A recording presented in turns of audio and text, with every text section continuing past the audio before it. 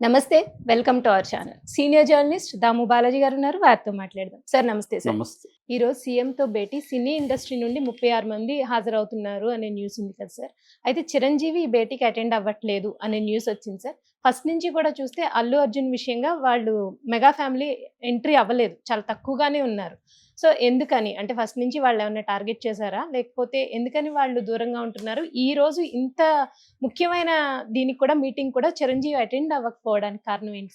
యాక్చువల్‌గా నిన్నటి నుంచి కూడా పుకారు ఏముందంటే ఈరోజు రేవంత్ రెడ్డి కావచ్చు, బట్టి విక్రమార్క, ఉత్తమ్ కుమార్ రెడ్డి, హ్మ్. దామోదర్ రాజనరసింహ వీళ్ళందరితో కలిసి రేవంత్ రెడ్డి సినిమా ఇండస్ట్రీ పెద్దలతో మీటింగ్ ఏర్పాటు చేశారు. కమాండ్ కంట్రోల్ పోలీసుకి సంబంధించిన ఆఫీస్‌లో ఈ హ్మ్. మీటింగ్ ఏర్పాటైంది. సినిమా ఇండస్ట్రీ నుంచి ఒక 36 మందితో కమిటీ ఏర్పాటయిందని, ఈ కమిటీ ఏర్పాటు కూడా చిరంజీవి ఆధ్వర్యంలో జరిగిందని, హ్మ్. చిరంజీవి సూచించిన వాళ్ళ తోనే కమిటీ ఫామ్ అయిందనేది మనకొచ్చిన న్యూస్.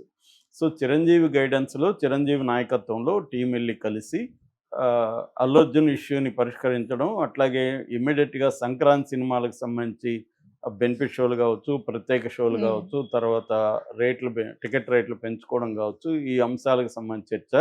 అలాగే కొన్ని పర్మనెంట్‌గా సినిమా ఇండస్ట్రీలో ఉన్న ఇష్యూసు, సినిమా ఇండస్ట్రీకి, ప్రభుత్వానికి మధ్యన కొన్ని రకాల ఇష్యూస్ ఉన్నాయి. ఫర్ ఎగ్జాంపుల్ 'గద్దర్' అవార్డులు అంటే గతంలో నంది అవార్డుల స్థానంలో 'గద్దర్' అవార్డులను ప్రకటిస్తే దానికేం స్పందన రాలేదు. హ్మ్. అట్లాగే డ్రగ్స్ విషయంలో డ్రగ్స్‌కి యాంటీగా ప్రమోట్ చేయమని రేవంత్ రెడ్డి పిలిపిస్తే దాన్నెవరు పెద్దగా హ్మ్. పట్టించుకోలేదు.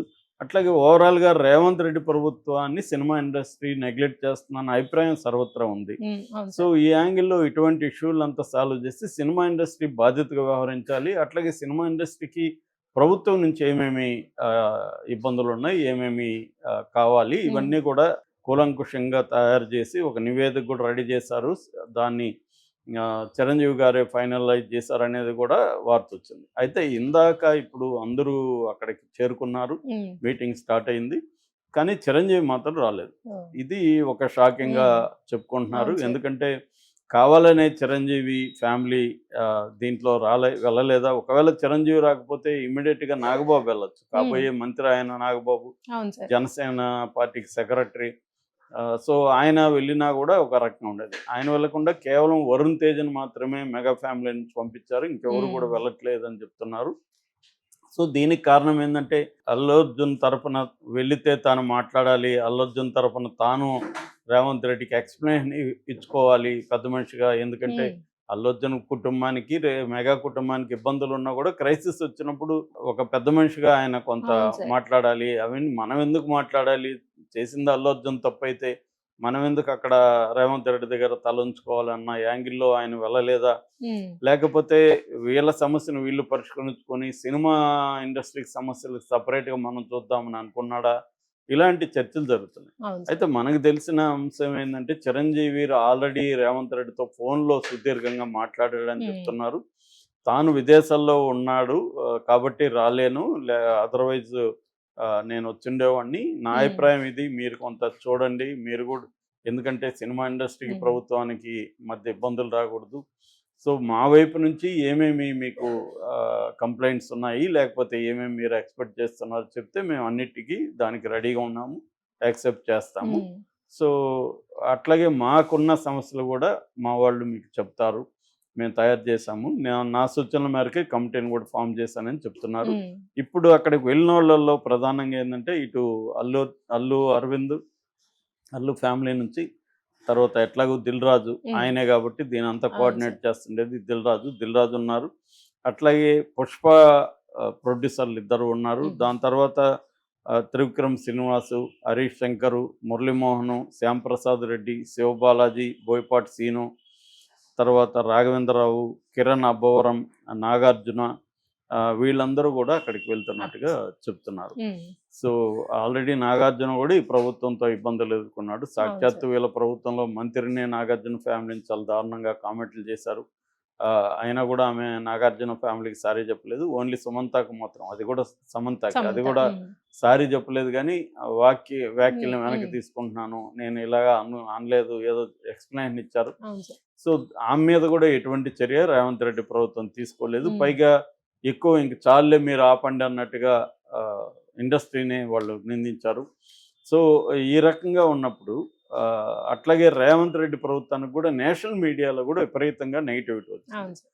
ఆ విషయంలో కూడా రేవంత్ రెడ్డి కోపంగా ఉన్నాడు. అంటే అల్లు అర్జున్ ఫ్యామిలీకి ప్లాన్డ్ గాని నేషనల్ మీడియాలో దీన్ని హైలైట్ చేసింది అని. సాక్షాత్తు కమిషనర్ సిబి ఆనందే నేషనల్ మీడియా డబ్బులు కమ్ముడు పోయిందని విమర్శించి మళ్ళీ మరుసటి రోజు సారీ చెప్తూ ఆయన ట్వీట్ కూడా చేశాడు. ప్రజెంట్ ఆయన లీవ్లో విదేశాలకు వెళ్ళాడనే వార్తలు కూడా వస్తున్నాయి. అంటే ఓవరాల్గా రేవంత్ రెడ్డి ప్రభుత్వానికి కొంత ఇబ్బంది కూడా నేషనల్ లెవెల్లో వచ్చింది. ఎందుకంటే ఆ కాంగ్రెస్ పార్టీ సీఎంగా నేషనల్ లెవెల్లో మీడియా అంతా కూడా బీజేపీ కంట్రోల్లో ఉంటుంది. మెజారిటీ మీడియా బీజేపీకి అనుకూలంగా ఉండే మీడియాని.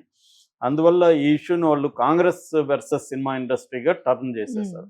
అంటే సినిమా ఇండస్ట్రీని పగబట్టి కాంగ్రెస్ పార్టీ ఎలా చేస్తుంది, డెమోక్రసీ లేదు, వీళ్ళకి ఏం లేదు అన్న విధంగా మనం కానీ ఆర్నబ్ గోస్వామి ఇలాంటి వాళ్ళ డిబేట్లు చూస్తే ఈ యాంగిల్లోకి వెళ్ళిపోయింది.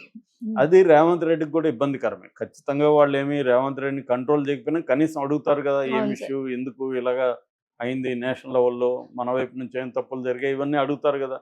ఏదేమైనా ఆయన ఎక్స్ప్లెనేషన్ ఇచ్చుకోవాలి కదా.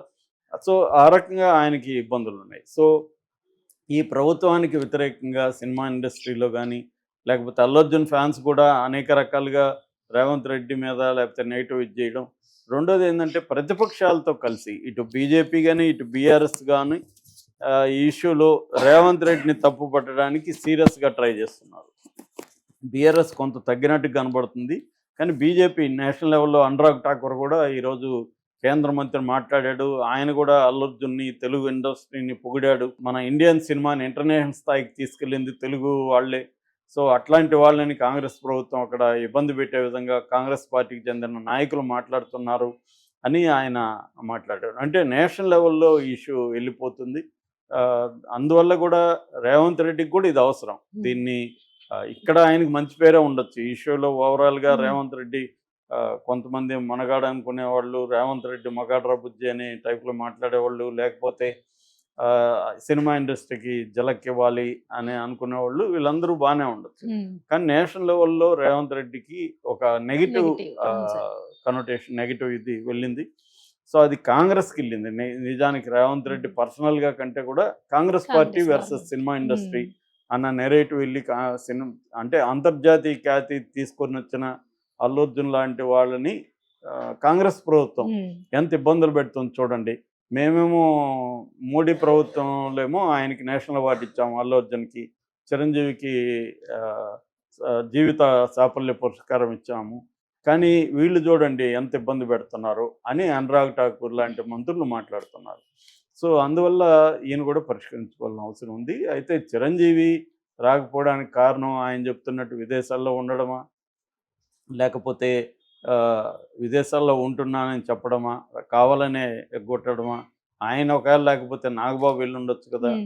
అట్లాగే ఇప్పటి వరకు ఈ ఇష్యూ మీద అదే గతంలో ఇవన్నీ తగ్గించినప్పుడు, జగన్ తగ్గించినప్పుడు తీవ్రంగా విరుచుకుపడిన పవన్ కళ్యాణ్ ఈ ఇష్యూ మీద మాత్రం అసలు నోరు తెరవట్లే. సరే అల్లు అర్జున్ది పక్కన పెట్టి, నీకు అల్లు అర్జున్కి బాగాలేదు, గొడవలు ఉన్నాయి, సినిమా ఇండస్ట్రీ మీద కూడా ఇంత దాడులు జరుగుతున్నాయి, తీవ్రంగా మాట్లాడుతున్నారు, డెడ్ లైన్ పెడుతున్నారు, సంక్రాంతి లోపల సినిమా ఇండస్ట్రీ ఆంధ్ర వాళ్ళు వెళ్ళిపోండి అని ఎందుకు పవన్ కళ్యాణ్ మాట్లాడలేదు అన్న చర్చ కూడా వస్తుంది. అంటే పవన్ కళ్యాణ్